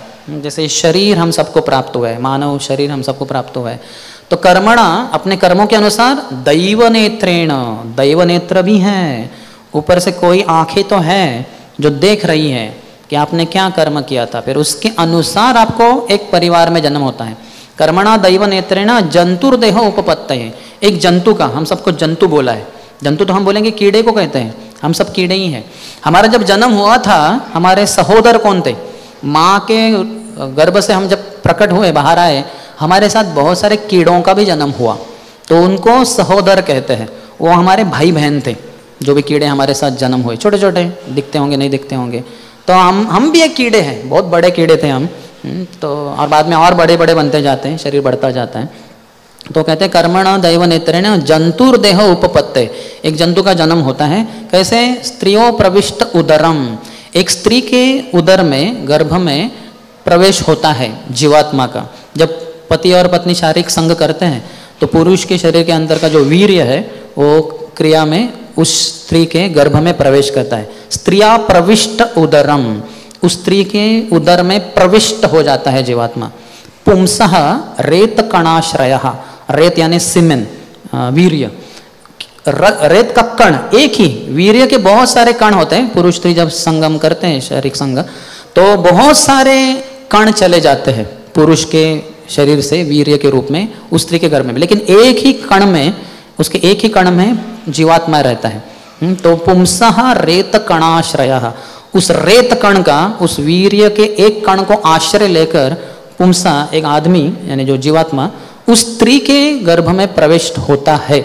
लेकिन किसके कारण, कर्मणा दैव नेत्रेण, पूर्व उसका जन्म का जो कर्म है खुद का, और दैव के नेत्र के अनुसार, भगवान के जो आंखें हैं, जो विधि के नियम है उसके अनुसार उसका जन्म होता है। इसलिए तो फिर काफ़ी सारे स्त्री पुरुष शारीरिक संगमागम करने के बाद भी बच्चे की प्राप्ति नहीं कर पाते, क्योंकि उनके जीवन में लिखा ही नहीं है, उनके दैव में है ही नहीं। कितना भी प्रयास करे वो नहीं हो पाएगा जब तक कि भगवान की कुछ विशेष कृपा न हो जाए। इसलिए हम देखते, जैसे हमारे राजा दशरथ भी थे, 60,000 साल उम्र बन गई थी उनकी, बूढ़े हो गए थे, एक भी पुत्र नहीं है। तो अंत तक तो बड़ी लंबी कथा है, लेकिन शास्त्रों में बताया, रामायण में इत्यादि, कि उनको बताया गया कि अगर ये जो ऋषिशृंग है उसके द्वारा यज्ञ किया जाए, पुत्र कामेष्ट यज्ञ, फिर आपको पुत्र प्राप्त होंगे। तो ऋषिशृंग की लंबी कथा है, लेकिन वो जो आते हैं उनका विवाह शांता से हुआ होता है। जो दशरथ की एक पुत्री तो हुई थी, लेकिन पुत्र एक भी नहीं हुआ था। तो पुत्री को उन्होंने राजा रोमपाद को दिया था बचपन से ही, उनका पहले से तय हो गया था कि अगर आपकी पुत्री होगी तो हमें दीजिए। तो जैसे पुत्री हुई शांता, तो उनको दिया था। बाद में ऋषिशृंग की शादी, विवाह हुआ था शांता से। तो ये ऋषिशृंग ने पुत्र कामेष्ट यज्ञ किया दशरथ महाराज के लिए, फिर उनको 4 पुत्र प्राप्त हुए, राम, लक्ष्मण, भरत, शत्रुघ्न इत्यादि। तो हम देख सकते हैं कि दैव के अनुसार जो लिखा है वो भी बहुत अटल रहता है एक तरीके से। लेकिन पुरुषार्थ भी महत्वपूर्ण है, क्योंकि ऐसे ही बोलेंगे हम दे रहे हरि पलंगा हरि, कुछ करेंगे नहीं तो गलती से पाप तो हो ही जाएगा। हम चलते हैं तो भी पाप होता है, हम बोलते हैं तो भी पाप होता है। शास्त्रों में बताया गया है 5 प्रकार के पाप हैं। अगर आप पानी डालेंगे ज़मीन के ऊपर बहुत सारे कीड़े मकोड़े मर जाते हैं। आप चलते हैं पत्तों के ऊपर, पत्तों के नीचे चींटियाँ वगैरह हैं तो वो मर जाती हैं, आपको पता भी नहीं, लेकिन पाप हो गया। तो इसलिए सिर्फ बैठकर नहीं चलेगा, कार्य भी करना चाहिए। भगवान कहते हैं नहीं कश्य क्षणम अपि जातु तिष्ठति अकर्मकृत। एक क्षण के लिए भी व्यक्ति कार्य किए बिना रह नहीं सकता, तो कार्य भी करना चाहिए। लेकिन कार्य कौन सा करना है? एक तो भगवान के शुद्ध भक्त, अभी हमने देखा जो पुरुषार्थ के ऊपर, दैव के ऊपर जोर देने वाले लोग काफ़ी हद तक तमोगुण से प्रभावित हो जाते हैं। पुरुषार्थ के ऊपर जोर देने वाले लोग काफ़ी हद तक रजोगुण से प्रभावित होते हैं। इन दोनों के ऊपर कौन सा गुण है? सत्वगुण। तो सत्वगुण में व्यक्ति कार्य तो करता है, जो कार्य उसको करने होते हैं कर्तव्य के रूप में, लेकिन फल के प्रति आसक्त नहीं रहता। ऐसा नहीं कि मैं बहुत मेहनत करके इतना पैसा कमाऊंगा, पुनः मैं सबसे अमीर बन जाऊंगा या ये होगा वो ऐसा वो सपने नहीं देखता बेटा, डे ड्रीमिंग वगैरह। वो कार्य करता है, मेरा परिवार है, उनको प्रामाणिकता से मुझे उदर निर्वाह के लिए कुछ तो कमाना होगा जॉब बिजनेस के द्वारा, वो कार्य करता है और फल के आसक्ति नहीं रहती। भगवान कहते हैं कि कर्मण्यवाधिकारस्ते माँ फलेषु कदाचन माँ कर्म फल हेतुर्भुर माते संगोस्तु अकर्मणि। कर्मण्यवाधिकारस्ते, कर्म करना आपका अधिकार है, कर्म कीजिए। जो प्रिस्क्राइब्ड वर्क है, प्रिस्क्राइब्ड ड्यूटीज कहते हैं उसको, नियत कर्म। ब्राह्मण के 6 कार्य होते हैं, यजन याजन पठन पाठन दान प्रतिक्रमण। वैसे क्षत्रिय के भी कार्य हैं, उनको 5 समाज के जो असहाय घटक हैं उनकी रक्षा करनी होती है। जैसे ब्राह्मण है, बच्चे हैं, स्त्रियां हैं और गैया और बूढ़े, तो इनकी रक्षा करनी होती है। वैश्यों के लिए कृषि गोरक्षा वाणिज्यम ये कार्य है। शूद्रों के लिए ब्राह्मण क्षत्रिय वैश्यों की सेवा करना। तो अपने अपने गुण और कर्म के अनुसार जो भी वर्ण प्राप्त हुआ है उसके अनुसार कार्य करने हैं, लेकिन फल के प्रति आसक्ति नहीं होनी चाहिए। माँ फलेषु कदाचन माँ कर्म फल हेतुर्भुर। अरे फल की आशा नहीं तो मैं कार्य क्यों करूं? कार्य नहीं करूंगा, नहीं। माते संगोस्तु अकर्मणि। Don't be attach to not doing your duty. मैं अपने कार्य नहीं करूंगा, कर्तव्य नहीं करूंगा, इसके प्रति भी आसक्त मत रहो। यानी कर्मण्यवाधिकारस्ते, कार्य करो जो आपके हैं, सत्वगुण में रहो। माँ फलेषु कदाचन, फल कर्म फल की आशा मत करो, यानी रजोगुण में मत रहो। और कर्म फल नहीं मिलने वाले हैं तो मैं कार्य ही नहीं करूंगा, नहीं, कार्य करो, कर्म फल से आसक्त मत रहो, तमोगुण में भी मत रहो। तो ऐसे भगवान बहुत जगह पे बोलते हैं, यहाँ तक कि इसके अनुसार कार्य करने वाले को भगवान सन्यासी की उपमा देते हैं। 6 अध्याय के पहले श्लोक में कहते हैं अनाश्रित कर्म फलम कार्यम कर्म करोति यः स सन्यासी च योगी च न निरग्निर्न च अक्रियः। अनाश्रित कर्म फलम, अपने कर्म, ब्राह्मण क्षत्रिय वैश्य शूद्र धर्म के अनुसार जो कर्म है उसके फल को आश्रय मत लो, उसको आसक्त मत बनो। अनाश्रित कर्म फलम कार्यम कर्म करोति यः। आपके कार्य आपके कर्म के अनुसार जो भी वर्ण है उसके अनुसार करो, कर्तव्यता के रूप में, कर्तव्य दक्षता के रूप में। स सन्यासी च योगी च, वो सन्यासी भी है वो योगी भी है, दोनों कितने महान है। सन्यासी को उपमा ऐसा किसी को दिया नहीं जाता। हम भी ब्रह्मचारी कहलाए जाते, सन्यासी नहीं। लेकिन देखिए आप सभी, हम सभी सन्यासी बन सकते हैं। वो ऊपर से सन्यास लेकर नहीं, दंडा लेकर नहीं, इस तरह से कार्य करके। स सन्यासी, वो सन्यासी है और योगी भी बन जाएंगे हम। न निरग्निर न च अक्रियः, वो नहीं सन्यासी, वो नहीं योगी, न निरग्निर, जो आग नहीं लगाता, क्योंकि आग लगाने से भी कुछ कीड़ों की मृत्यु हो जाती है, तो उसमें पाप हो जाता है। तो ऐसे कुछ सन्यासी लोग रहते हैं, बोलते हैं हम कुछ नहीं करेंगे। इसलिए सन्यासियों के लिए traditionally cooking is not allowed. वो कुकिंग नहीं कर सकते क्योंकि कुकिंग में आपको आग जलानी ही पड़ेगी और फिर उसमें जीवाणुओं की, कीटाणुओं की हत्या हो जाएगी। तो न निरग्निर न च अक्रिय, या फिर मैं कुछ कार्य भी नहीं करूँगा क्योंकि कुछ भी कार्य करने से पाप हो जाएगा। तो वो सन्यासी नहीं, वो योगी नहीं। कौन? ये है जो कार्य करेगा अपने नियत कार्य, लेकिन कर्मफल से आसक्त नहीं रहेगा। और इसके ऊपर सत्वगुण के ऊपर, सत्वगुणी भी एक प्रकार का बंधन ही है। प्रभुपाद कहते हैं कि तमोगुणी व्यक्ति मान लीजिए कि लोहे के जंजीर से बांधा गया हो, और रजोगुणी व्यक्ति चांदी के जंजीरों से, और सत्वगुणी व्यक्ति सोने के जंजीरों से। लेकिन सभी तो बांधे गए ना, कोई ऐसा नहीं कह सकता सत्वगुणी व्यक्ति अगर देखो मेरा सोना है, सोने की जंजीर है, बेचूंगा ना तो लाखों रुपए मिलेंगे, तुम्हारे लोहे के बेचकर कितने पैसे मिलेंगे तुम्हें? 50, 60, 200, 300, मेरे से लाखों रुपए मिलेंगे। लेकिन बेच ही कैसे सकेगा? वो तो बंधा हुआ है, तो बांधा गया, वो जेल के अंदर है। तो इसका कुछ लाभ नहीं है। बांधा है सोने की चैन से, दूसरों को दिखा सकता है, लेकिन कुछ ज़्यादा लाभ नहीं है। तो उसी तरह से तीनों बांध देते हैं। इसलिए भगवान कहते हैं तीनों गुणों के ऊपर उठो, शुद्ध सत्व गुण में आओ। तो शुद्ध भक्त जो शुद्ध सत्व गुण में होते हैं वो सिर्फ कृष्ण कर्म करते हैं, प्रिस्क्राइब ड्यूटीज, नियत कर्म नहीं करते, कृष्ण कर्म करते हैं। कृष्णार्थे अखिल चेष्टा, सभी चेष्टाएं सभी प्रयत्न कृष्ण के लिए, एंड कृष्ण प्रीत्यर्थे भी, कृष्ण प्रीति अर्थे, कृष्ण प्रसन्न हो, इसलिए करना भी उस तरीके से। जैसे भगवान को भोग लगाने से भगवान प्रसन्न हो जाएंगे, तो इसलिए हम कुछ भी नहीं खिला सकते, कभी भी नहीं खिला सकते। जैसे भगवान कुंज बिहारी दोपहर को 1:30 बजे वगैरह सो जाएंगे, तो 2 बजे वगैरह जाके हम ऑल्टर खोल के भगवान को भोग नहीं चढ़ा सकते, वो अपराध हो जाएगा, उनकी नींद में व्यत्यय डालेंगे हम। तो वैसे नहीं करना है। तो भगवान को प्रसन्नता भी होनी चाहिए, उस व्यक्ति को क्या चाहिए, किस तरह से चाहिए, वो भी देखना चाहिए, हमारे ढंग से नहीं करना चाहिए। कोई समझिए बहुत कड़ी धूप से आया है घर के अंदर, तो उसको पानी पिलाना होता है, हम उसको दूध पिलाएंगे गर्मा गर्म। देखिए पानी से भी अधिक शक्तिशाली दूध होता है, गरम गरम है, अभी गरम दिया है। बोलेगा क्या है इतना पसीना हो गया है, अरे पानी दे दो भाई। नहीं पानी नहीं, पानी की क्या कीमत है, दूध की कितनी कीमत होती है, वो देंगे आपको। तो ऐसा नहीं होता। तो भगवान की प्रसन्नता, भगवान के लिए कार्य करना है कृष्ण कर्म, और भगवान की संतुष्टि के लिए भी करना है, कृष्ण प्रीत्यर्थे।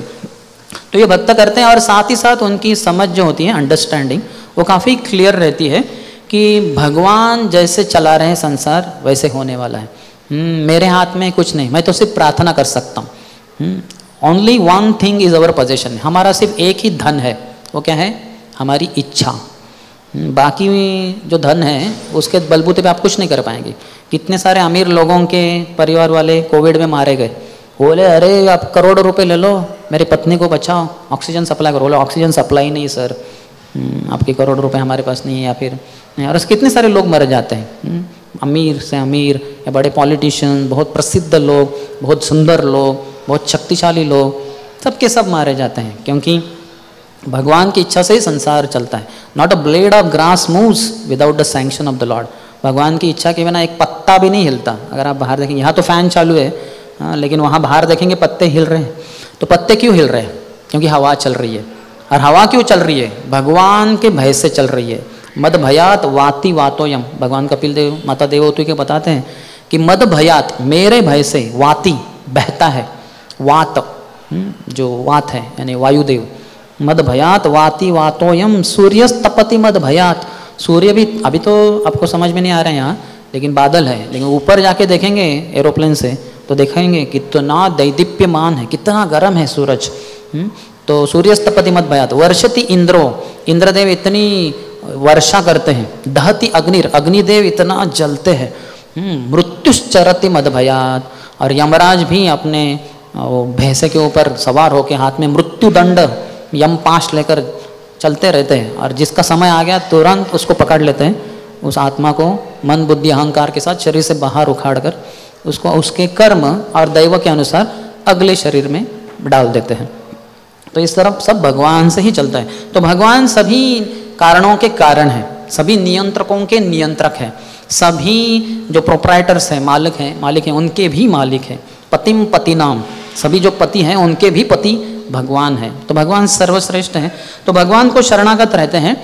प्रभुपाद ने अंतिम दिनों में जो मृत्यु शैया पे थे वृंदावन में अपने क्वार्टर्स में, तो जो भागवतम के दशम स्कंद के 13वें अध्याय के ऊपर जो टिप्पणी की है, उसके अंतिम कुछ फोर्थ लास्ट और फिफ्थ लास्ट परपोर्ट में लिखा है कि everything is moving by the will of the supreme, this understanding consciousness is called as Krishna consciousness, कि सब कुछ भगवान की इच्छा से चल रहा है। ये समझ, ये चेतना को ही कृष्ण चेतना कहते हैं। तो हमारे जीवन में भी ऐसे कितनी सारी घटनाएं होती है जो हम नहीं चाहते कि वैसी हो, लेकिन क्या करें, हमारा नियंत्रण नहीं है और भगवान की इच्छा से भी चल रहा है। हमारे पूर्व जन्मों के कर्मों के अनुसार या किसी अन्यों के, हमारे परिवार वाले किसी अन्यों के, उनके कर्मों के अनुसार उनका बूढ़े हो गए वो, या फिर उनके बीमारी हो गई, उनकी मृत्यु हो गई। तो इसलिए जीवन में थोड़ा तटस्थ भी होना चाहिए, इतना शोक करना नहीं चाहिए जितना कि ये पत्नियां कर रही है सुयज्ञ राजा की। सोच रहे हाय हाय आपके बिना रहे, अब आपकी मृत्यु हो गई तो हम भी मारी गई। एक तरीके से सही भी है। पूर्व के जन्म में, पूर्व के जीवन में सहमरण होता था या सती प्रथा, तो पति के मृत्यु के साथ पत्नियाँ उनके साथ ही शरीर के साथ वो उसके ऊपर चढ़ जाती थी, चिता के ऊपर, और जाती थी। अब ये इतनी ऊपर वाली नहीं है तो वो तैयार नहीं है सती जाने के लिए, तो वो बेचारी सोच रही है कि अभी हमारा क्या होगा। और लोग ऐसे भी सोचते कि आप चले गए अभी हमारा मेंटेनेंस का क्या होगा, अभी तो जॉब कर रहे थे घर में, बिजनेस चला रहे थे, अभी हमारे लिए कहाँ से आएगा आमदनी, रोटी कपड़ा मकान इत्यादि। तो ये सब सोचने की ज़रूरत नहीं है, थोड़ा तटस्थ भी होना चाहिए। जिसको तत्वज्ञान पता है उतना वो धीर रहता है। धीरस तत्र न मुह्यति। धीर व्यक्ति संसार में जो परिवर्तन होते हैं, हमारे शरीर में परिवर्तन होते हैं, हमारे मन में परिवर्तन होते हैं, हमारे आजू बाजू में कितने सारे परिवर्तन चलते रहते हैं, फिर भी जो धीर है, जो ज्ञान में है, तत्र न मुह्यति, वो वहाँ विचलित नहीं होता, वो स्थिर रहता है। उसको पता है कि संसार भगवान कैसे चलाते हैं, मुझे अपने कार्य करने हैं, कृष्ण कर्म करने हैं। और जो भी कुछ गलत हो गया हमारे जीवन में, कुछ बीमारी आ गई, जो भी है, मृत्यु के पास में, डॉक्टर ने ही ऐलान कर दिया कि बस इनके 2 दिन बचे, हमें कान में ये वार्ता आ गई कि 2 ही दिन बचे। या ये तो शास्त्रों में कब से पता है, जैसे है कि नहीं। अभी ये मैं तो 20 साल पहले भी मैंने यही सुना है, 28 साल पहले भी मैंने यही सुना है कि हम सब मृत्यु के पास में आ रहे हैं। तो तभी जागरूक हो जाना चाहिए और भक्ति को गंभीरता से लेना चाहिए।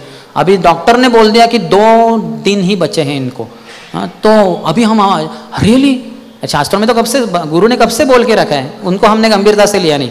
और ये डॉक्टर बोल रहा है कि 2 ही दिन बचे हैं, तो हम गंभीर बन जाते हैं, रियली। अरे ये डॉक्टर के ऊपर आपका ज़्यादा भरोसा है कि गुरु के ऊपर ज़्यादा भरोसा होना चाहिए था। इससे हम समझ सकते हैं कि कैसे हम एक तरीके से सुन रहे हैं तत्वज्ञान, लेकिन सुन नहीं रहे हैं। पश्यन अपि न पश्यति, जैसे वो सिगरेट का पैकेट के ऊपर लिखता है statutory warning, cigarette smoking is injurious to health, ये धूम्रपान शरीर के लिए अपायकारक है। तो पढ़े लिखे लोग जो इंग्लिश जानते हैं, ग्रेजुएट्स, पोस्ट ग्रेजुएट्स, PhD, वो लोग जो इंग्लिश समझते हैं, हर शब्द का और पूरे वाक्य का अर्थ जानते हैं, वो लोग बोलते हैं वो सिगरेट देना तो, और खरीदता है और वो फूकता रहता है। यानी उनको क्या अकल है, फिर क्या बुद्धि है, उनको समझ नहीं आ रहा है, अपने इंद्रियों के वशीभूत हो रहे हैं। तो इसलिए हम सबको जागना है और भक्ति ध्यान पूर्वक करना है। तो जीवन में अगर कुछ कठिनाई आए तो उसमें भी भक्त सोचता है कि मेरे पूर्व जन्म के पाप कर्म थे, उसके कारण मुझे अभी ये दुख भोगने पड़ रहे हैं। हरिदास ठाकुर को हम देख सकते हैं, उनको हरिनाम लेने के लिए 22 बाजारों में पीटे जाने की जो ये दंड दिया गया, तो वो बोले अरे मेरे शरीर के टुकड़े टुकड़े कर दो, खंड खंड हो देह जदि जाए प्राण, तब आमी वदने न छाड़ी हरि नाम। खंड खंड हो देह, मेरे शरीर के टुकड़े टुकड़े टुकड़े टुकड़े कर दो, जदि जाए प्राण, इतने टुकड़े कर दो, जैसे इस राजा के टुकड़े टुकड़े कर दिए शरीर के। हाँ, तो हरिदास ठाकुर कह रहे हैं कि मेरे शरीर के इतने टुकड़े कर दो कि एक टुकड़ा करने के बाद अंत में जान ही चली जाए, जदि जाए प्राण तबु आमी वदने, फिर भी मेरा जो मुंह है न छाड़ी हरि नाम, मैं हरि नाम को रोकूंगा नहीं। हरे कृष्ण कृष्ण कृष्ण हरे हरे, हरे राम राम राम हरे हरे। क्या दृढ़ संकल्प है। इसलिए तो नामाचार्य है, रोज 192 माला करते थे हरि नाम का, 22 घंटा हरि नाम लेते थे, और 2 घंटे में सोना, प्रसाद लेना, बाकी जो भी कुछ है, तो इसको ही नामाचार्य कहते हैं। और उनको जब पिटाई हुई 22 बाजारों में, तो लोगों ने पूछा ये आपके साथ ऐसे कैसे हुआ, आप तो इतने पुण्यात्मा, भगवान के शुद्ध भक्त। तो वो कहें कि मैंने भक्तों के प्रति अपराध किए, अपराध सुने, इसके कारण मुझे दंडित तो होना ही था, इसलिए मेरी पिटाई हुई। देखिए कितने नम्र है, उन्होंने कभी भी भक्तों का अपराध किया नहीं, कभी भी भक्तों के बारे में जो अन्य लोग अपराध कर रहे थे उसको सुना भी नहीं, लेकिन नम्र है, कह रहे हैं कि इसके कारण मेरी पिटाई हुई। उसके कारण ही पिटाई हुई, भगवान की इच्छा थी संसार को दिखाने के लिए कि कैसे नामाचार्य होता है। ऐसे नामाचार्य के पदचिन्हों पे चलना, यानी हमें भी शरीर में कितना भी समस्या क्यों ना हो जाए, मन में कितना समस्या क्यों ना हो जाए, हमारे आर्थिक परिस्थिति में कुछ ना समस्या क्यों ना हो जाए, पारिवारिक परिस्थिति में कितनी भी समस्याएं क्यों ना हो जाए, फिर भी देश की, समाज की, संसार की कितनी सारी समस्याएं क्यों ना हो जाए, फिर भी हरिनाम को छोड़ना नहीं चाहिए। वो नामाचार्य हरिदास ठाकुर के द्वारा भगवान दिखाना चाहते हैं। और यहाँ तक कि भगवान स्वयं प्रकट हुए अदृश्य रूप में, उनके शरीर को ढक दिया, सब अपने पीठ पे वार सहन किए, जो बहुत सालों के बाद उन्होंने महाप्रकाश लीला में श्रीवास ठाकुर के घर में हरिदास ठाकुर को प्रदर्शन किया और दिखाया कि देखिए उस समय आपने तो सुदर्शन जो मैंने भेजा था आपकी रक्षा के लिए, उसको आपने रोक दिया करके, नहीं उनका कोई दोष नहीं है, उनको मत मारिए, ये तो मेरा ही दोष है। तो इसलिए फिर मुझे आना पड़ा और सब वार जो है सब मेरे ऊपर लेना पड़ा। तो हरिदास ठाकुर सुनकर बेहोश हो जाते हैं। तो कुछ भी स्थिति क्यों ना हो जाए, हमें भगवान की भक्ति को नहीं छोड़ना चाहिए। भक्ति विनोद ठाकुर कहते हैं, संपादे विपादे जीवने मराणे दाई मम गेला तुवा पादवारणे। संपदे, बहुत संपत्ति हो हमारे जीवन में, लेकिन हो सकता है संपत्ति सब चली जाए, विपदे, विपत्ति आ जाए, लेकिन फिर भी संपत्ति विपदे जीवन है मरण है, हम जी रहे हैं अभी तब भी हरि नाम लेना है, भक्ति करनी है। मरण है, मृत्यु का समय आएगा तभी भी हरि भक्ति ही करनी है, हरि नाम ही लेना है। दाय मम गेला है ना तुआ पद वरणे, कि मैं आपके ही चरणों को हमेशा चुनूंगा भगवान, आपके चरणों को कभी छोड़ूंगा नहीं। इसलिए पुराणों में कहा गया है कि विपत्तो तस्य संपत्ति यत् स्मरेत मधुसूदनः। हमारे जीवन में विपत्ति जब आती है वो सबसे बड़ी संपत्ति बनती है जब हम भगवान का स्मरण जारी रखते हैं। प्रभुपाद के जीवन में देख सकते हैं, जब वो जा रहे थे अमेरिका जहाज के ऊपर, मालवाहू जहाज के ऊपर 1965 में अगस्त महीने में, तो 2 हृदय विकार के झटके आ गए उनको, फिर भी उन्होंने भगवान के आश्रय को छोड़ा नहीं, भगवान के स्मरण को छोड़ा नहीं। तो वो उनकी सबसे बड़ी संपत्ति बन गई। आज हम कितने गर्व से कहते हैं कि हमारे स्वामी जी मालवाहू जहाज के ऊपर 38 दिन प्रवास कर कर सिर्फ जेब में 40 रुपये, 2 उनको हार्ट अटैक्स आए, फिर भी गए वो, इतनी दृढ़ श्रद्धा थी भगवान के ऊपर। और 1 साल के बाद उन्होंने इस्कॉन की स्थापना की और पूरे संसार में 12 साल में 108 मंदिर खड़े कर दिए उन्होंने, पूरे संसार भर में। यानी एवरेज आता है 1.5 महीने में 1 मंदिर, 1.5 महीने में 1 मंदिर हम सपने भी नहीं सोच सकते। तो प्रभुपाद ने वो करके दिखाया। क्यों? क्योंकि उन्होंने हर स्थिति में भगवान के चरणों को, भगवान के नाम, भगवान के स्मरण को छोड़ा नहीं। फिर वो विपत्ति उनकी सबसे बड़ी संपत्ति बन गई। विपत्तो तस्य संपत्ति यस्मरेत मधुसूदनः।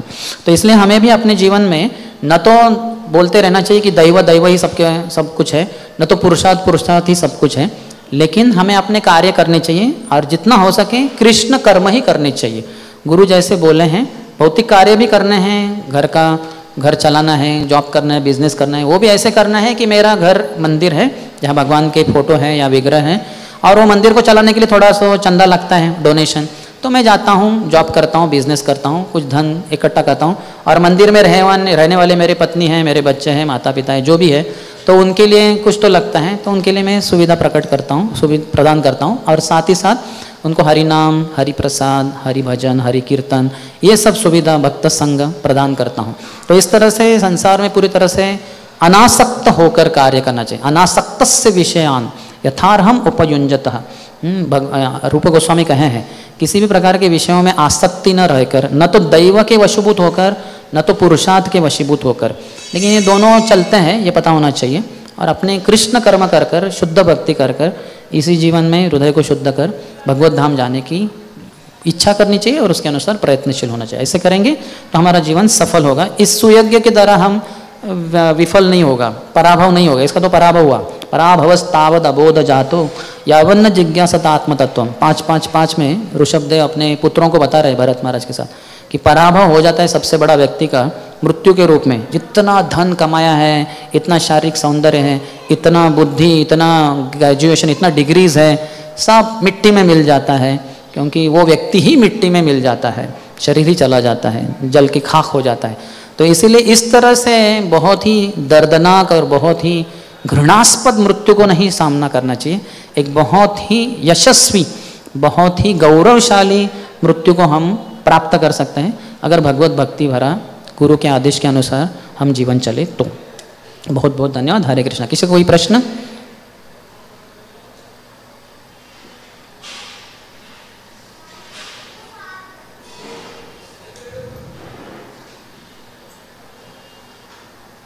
प्रश्न है आपका?